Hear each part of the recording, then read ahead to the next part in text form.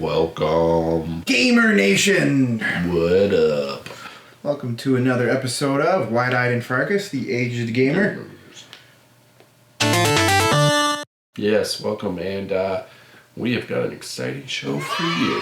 The whole crux of this show is to kind of get the jump on the whole next generation topic. We are going to discuss the great PS5 Xbox Series X debate. Yes, we are going to partake in this to see what the benefits of each are, kind of at a really high level at this point, because we're still at the point where nobody really fully, I think, is going to be, like, we kind of know what the product is, but we still don't fully know until we see a box release or whatever, you know what I mean? So there's still some speculation, although I think we are in a good spot to know what to expect. We're just going to provide sort of some insight on, because I know for most people, like myself, I can only afford one. So I'm choosing one of these systems, and then maybe later I'll pick the other up when the price difference happens or whatever. So I got to pick pretty close to my dollar bills, yo. What about you? I am rich beyond your wildest dreams. Oh, you can buy me all of them? I can buy everyone! No, I am poor. I am very poor. So yeah, I'm in the same boat where like I've looked at the information and kind of had to use it to decide which one I'm personally leaning towards. In terms of like GPU and CPU, they're all, like, both of them are pretty close. Like the PS5, I think, has a 3.5 gigahertz. It's fair to say that all their specs are pretty darn close to each other. Like, they're almost identically comparable. I mean, we could flash some stats. And I intend to. Blah, magic, internet magic stats. Oof. They're relatively the same. There are some key points, though, and I think the Xbox has a few things going for it, and the PS5 have things. So some of the highlights is that basic stat-wise, at least in terms of like the hardware, the Xbox is edging out the PS5 a little bit in some areas, especially in terms of like memory bandwidth and CPU. It's a little bit, like, I think it's like 2 teraflops faster or something. It is, yeah.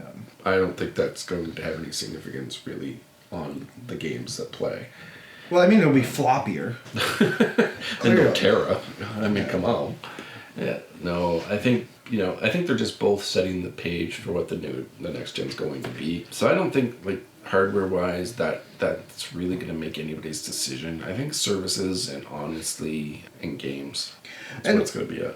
It seems to me like Microsoft is taking a very decided stance towards making sure backwards compatibility is a thing. Like, they're going as far back as the original Xbox for their backwards compatibility.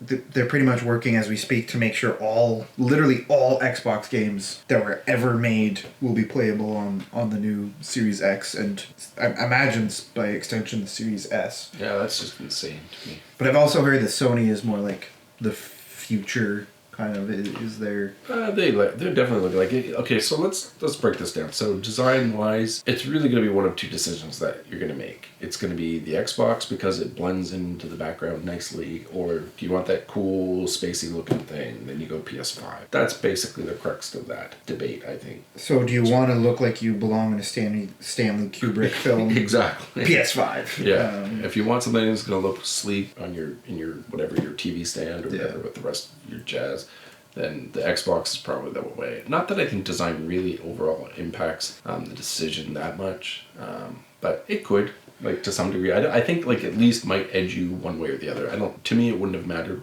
to that degree, but if you do, those are the factors I think that only play here.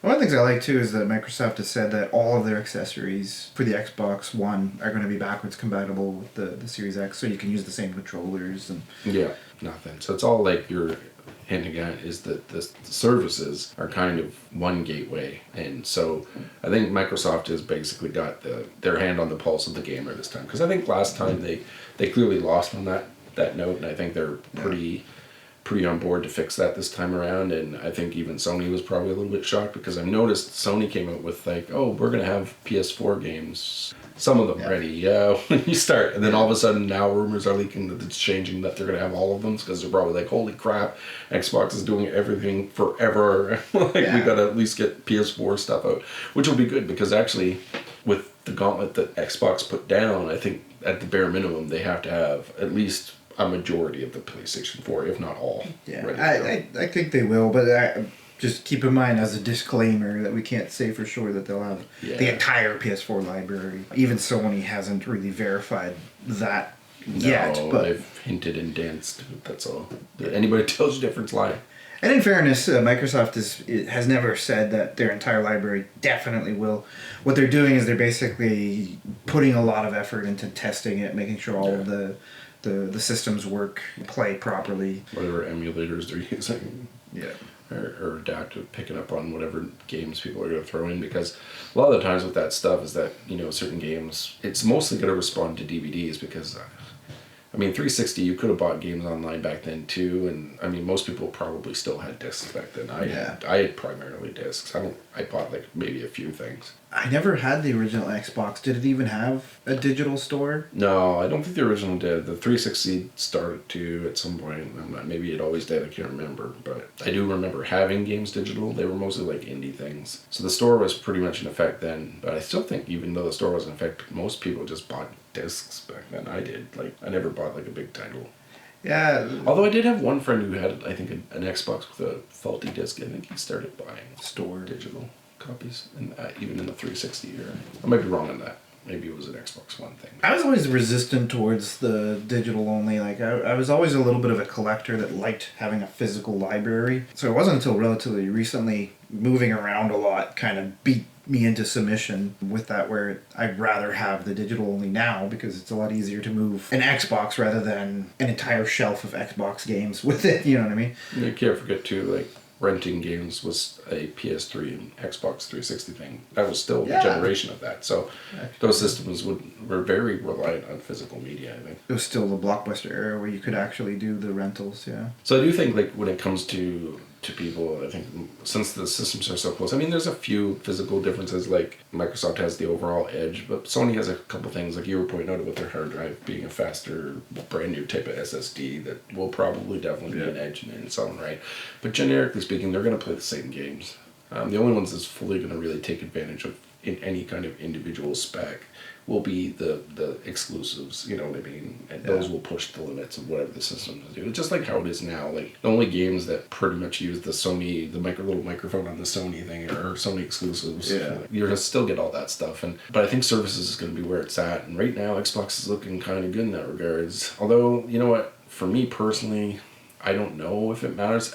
As an appreciation, as from a gamer standpoint, the Xbox, like it's hard to deny the fact that the Xbox having every game they ever had. That's a big thing. Like, as a potential to be played on this new system, it is huge. All the accessories. That means, like, so if you're a fighting game guy, you can sit down with your fight stick now. You don't have to worry about going out and buying a brand new one just to play it on this new system. Like, all your stuff is going to work. And let's just say you're a guy that loved like me. One of my favorite controllers of all times was the 360 controller. I loved that controller. I'd have to check to verify that the backwards compatibility for the accessories goes that far back. I don't.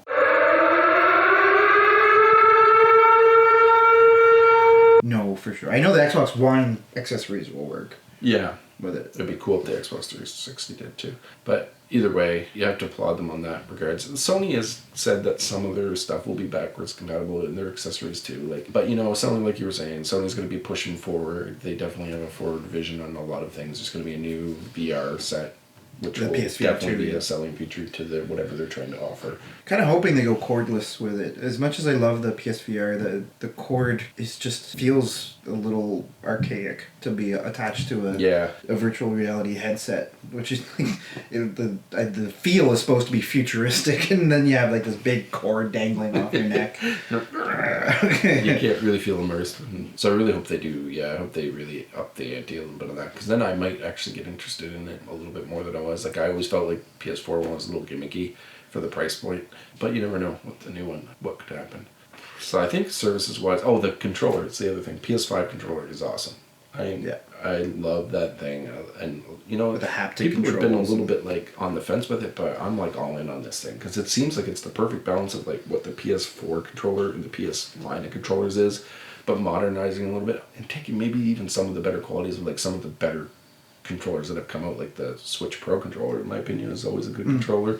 The Xbox, you know what? This is gonna sound very superficial, but I've always thought the Xbox was very like their controllers were like a selling point for me at one point, like because they're just really nice controllers. They feel good to use. I've actually heard, I can't remember where, but I read this interview with somebody that actually got their hands on the new PS5 controller, and they're saying it feels weightier and more in line with like the Xbox Elite controllers. That's good because like this thing here. I heard a lot of people complain about how flimsy it feels. As much as I love the Microsoft controller, I was never fully in love with the PS4 controller. It's okay. You know, it's functional. It is what it is. So a lot of people like it because it's small or whatever, but I don't know. I just liked the weightier aspects of the Xbox. Well, one of the things that I thought was interesting was their adaptive trigger system in the new PS5 controller, where like the tension of the trigger actually changes depending on the context of the game. So I think that would kind of be an interesting little subtle immersion thing, and the haptic feedback that they're working on, where like the vibrations are a little bit more in tune with what Nintendo was trying to get at with the Switch controls. Yeah, definitely a creative angle for them to go with. Like, aside from the PS4 thing, like, Sony's been pretty bare bones with a lot of their stuff in some ways. They've been just like, this is a controller. I mean, they had the microphone, so I guess I can't be... That's a little bit unfair to say. They do try to do some things different, though. I made a point this generation to say that I was not going to support buying a console if both systems came out and said there's no backwards compatibility. I would have been like, okay, I'm a PC gamer. I think we both said that, yeah. We're just to the point now where it's just completely unacceptable, and at least Microsoft is like fully opened up and agreed with that statement, and Sony's sort of agreed with it, which is good enough for me because honestly the PS4 was the first. I think that generation was the first to go deep into the digital market anyways, and so like honestly the leap between these two generations I don't think is going to be crazy either. So like the games you bought on PS4 are still going to be very playable in comparison to everything else that's coming out. I know it's going to be better, and I know there's going to be a lot like some graphical things that are better, but it's not like, you know, we're going to get picture photorealistic stuff and, you know, and all that jazz. It's still going to look pretty comparable. No more so than what we have now. One of the things that we do have to address is in general, and we've both said this, that we're not expecting the same sort of leap graphically that, like, for example, like the PS1 to the PS2 or the Xbox One to the Xbox 360. That sort of leap would be unrealistic to expect, and even kind of unfair to expect in terms of like the developers, because I don't think we're at the point where we can just make that far of a leap away from where we are now. Like, it's a much more incremental thing, like that we're working on the bottlenecks, that we're working on kind of expanding the libraries. That's exactly right. That's exactly where you're going to see it. Everything that you're going to see that's a bonus is going to be in performance almost entirely, not necessarily in graphical, because like we're getting to that point where like, how do you get something that looks better than for example Resident Evil 3? Yeah, like that was a really nice looking game for all intents and purposes. It almost looked next gen, at least a very good lead in to some of the stuff that you're seeing now. I mean, obviously the next system will do things and will clean things up for sure, but like what the next level is going to be very underwhelming if you're looking for like a major change for graphics. Well, just to give some sort of idea of the next generation console specifics, I know Sony's worked really hard on their hard drive, and we were watching a video earlier that mentioned how the read speed on the Sony hard drive is something like 9 to Xbox Series X's 2 or something along those. I forget the stats. The stats were amazing. Look how so those are the numbers that I was trying to get at. Those are the exact numbers you said. Yes. Sony's little pet project has been to remove the hard drive bottleneck. And anybody that's been a PC person knows that that's usually, like, if you do like the performance tests on your PC build, I would bet good money that your bottleneck is your hard drive. Yeah, which is actually very interesting this time around too, because one thing I noticed is that the new systems are big enough and also touting that they're going to have like slots for additional hard drives. So you're going to be able to like buy that, like, you know, that extra hard drive from Sony, and it's going to cost probably $1 billion, but you know, it'll work fast and be great. And so you probably get another. What's weird is because the Sony's, its own proprietary thing. I don't think it's a full terabyte. I think it's like 800 gigabytes. Well, they said they're building specifically 825. Yeah. It's a really weird number. They said that specifically because that storage capacity works best with their new architecture, I guess you'd call it, their new way of doing hard drives. Sure.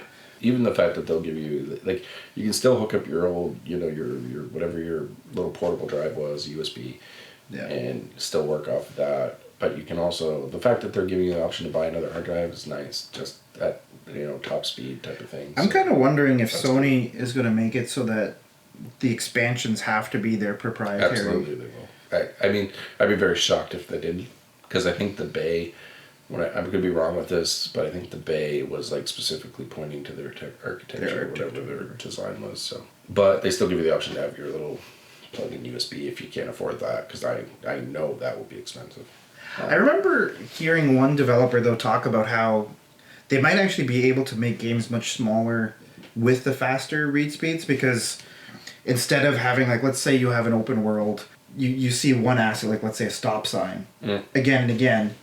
The old way of doing it was if it took too long to access the old data, they would just recreate the stop sign again and again and again and again. But I guess now the read speed's so fast that they can go to the same stop. Yeah, they can just create one stop sign and reuse it everywhere. It'd be kind of curious to see, because I know even for some reason, especially Microsoft games seem to be, like the Xbox games seem to be huge. Like I remember. Xbox was nuts. I think Gears of War was like 90 gigs total. Like every Xbox native game, and then even like Modern Warfare is stupidly huge. Anything that has a multiplayer component, it's just like Halo was gross.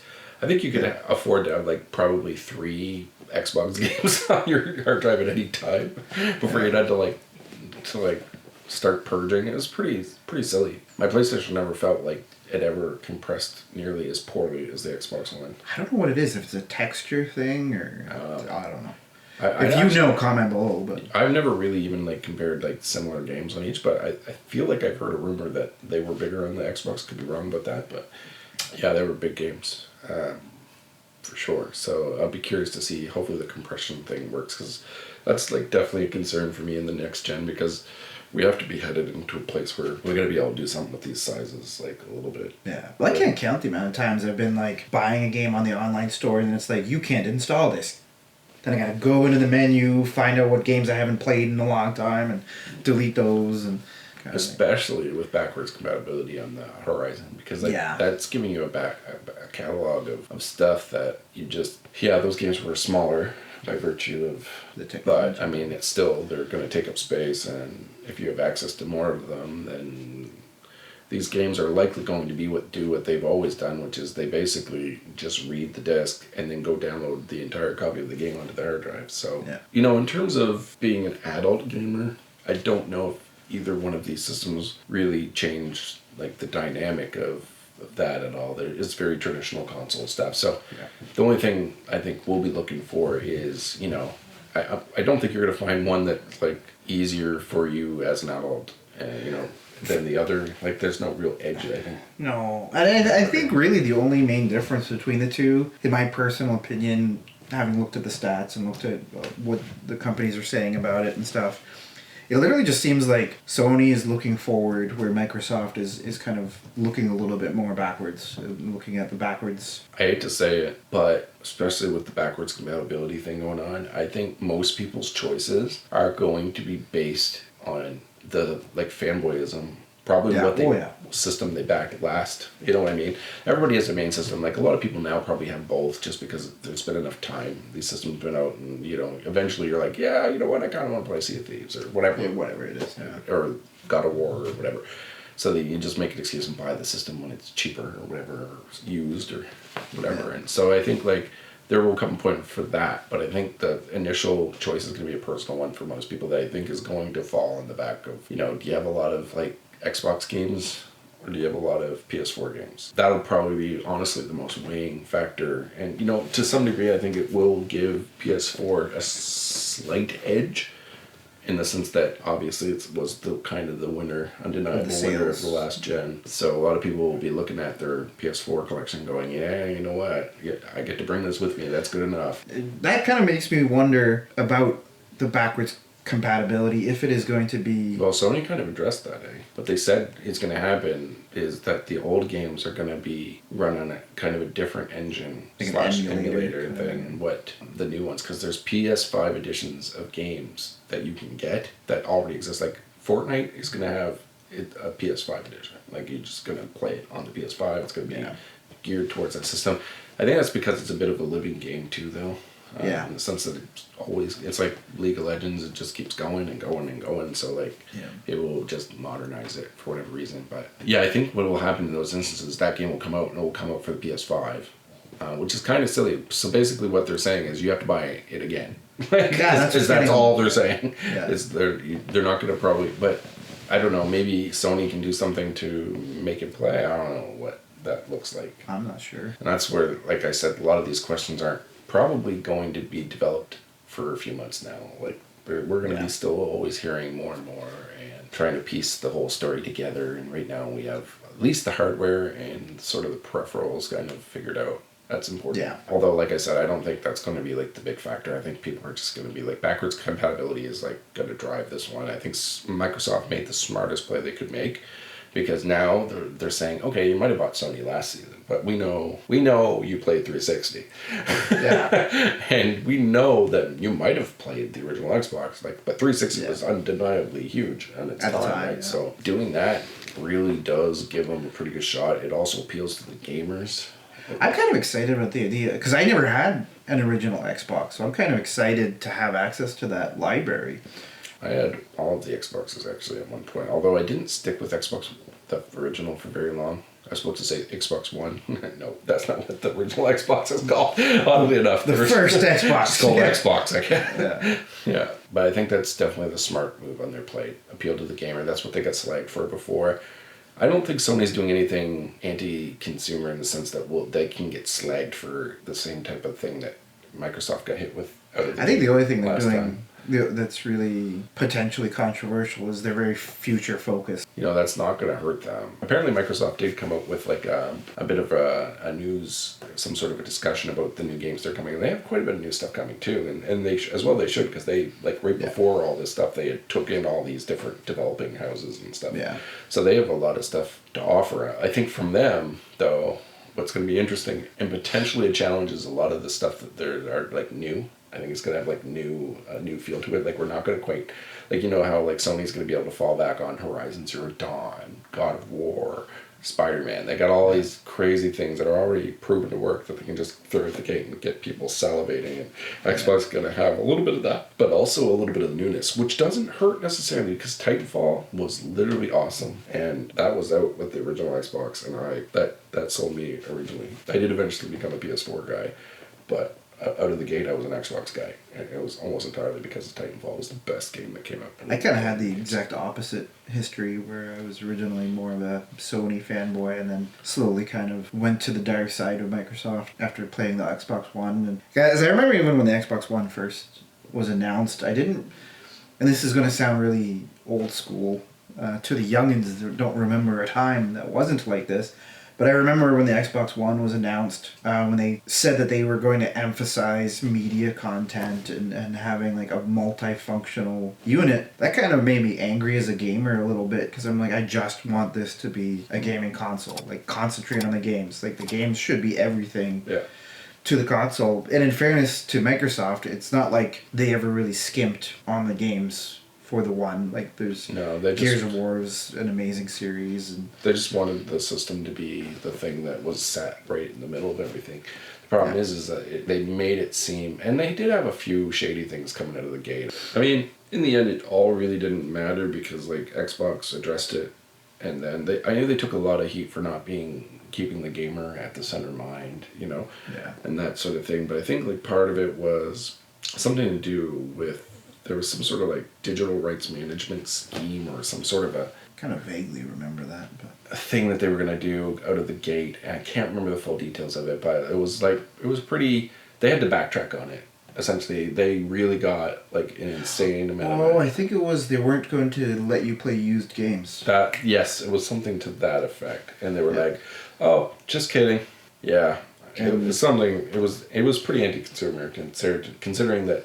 I think it just got them such bad PR. They're like, "Oops, just kidding, guys." Well, yeah, because the 360 was like you could rent games for that system, so people were used to like, "Oh, here, you want to try this?" Trade you know, in. doing whatever, and then they were like, "No, not gonna do that." And they were like really pushing the digital market, I think, harder than where it was. Yeah. The system did eventually go that way. You know, there were versions of the systems without disc drives. There were different things, Yeah. cheaper models and things, and it did eventually evolve, but we were not there at the beginning of it. Yeah. But then you know what? They came back. I think they came back at a strong return to form with like, you know, bringing all the new development houses they did, getting some more exclusive titles, doing Supporting Game Pass yeah. was really cool for them. I've heard, and I wouldn't quote me on this, but I remember reading somewhere that they were saying that they're going to get rid of the live service completely and just merge it into the Game Pass. You mean like live would still exist? I think they would just maybe absorb the Game Pass. Well, that's what I mean. Like, if you want live, it is now the Game It's Pass. more expensive maybe, but has like access to.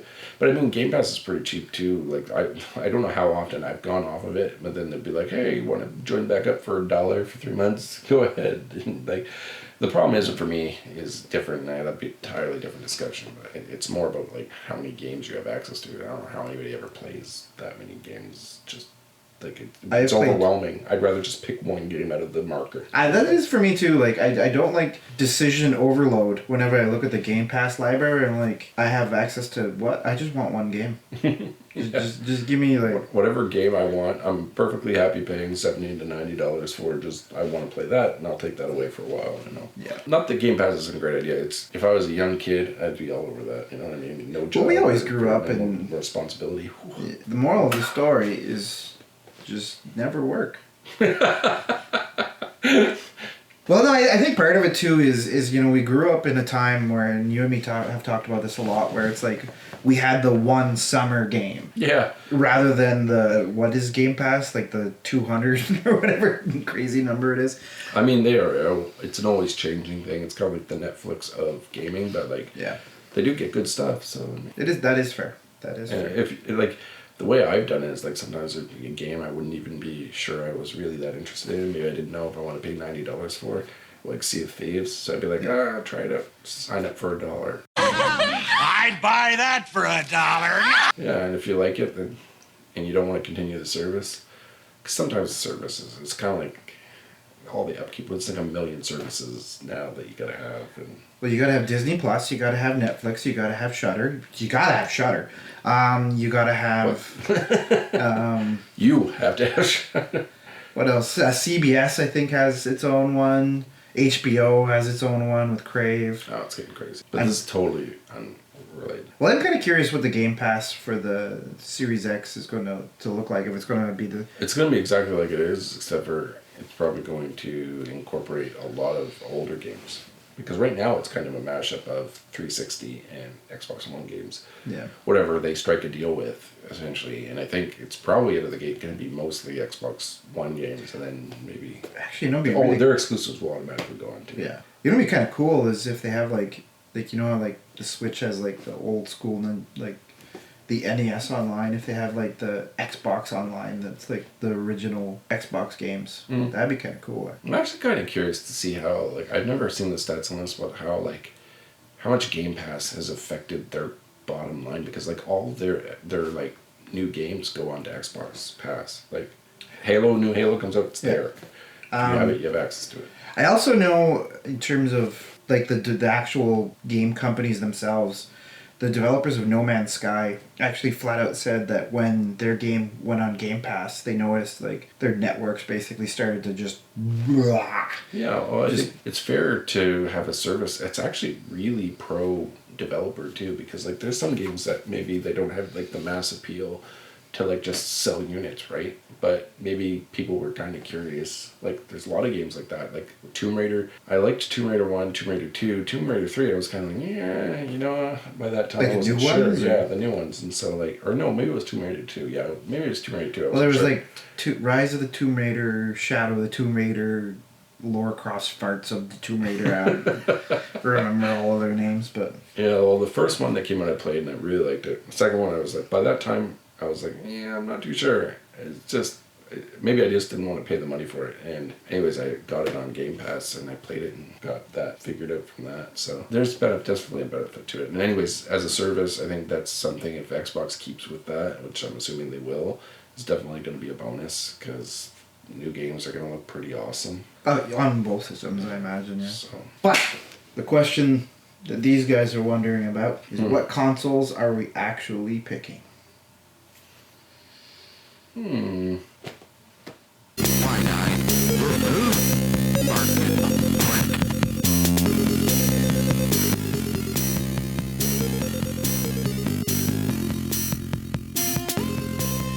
Like, Comment. subscribe. Brr.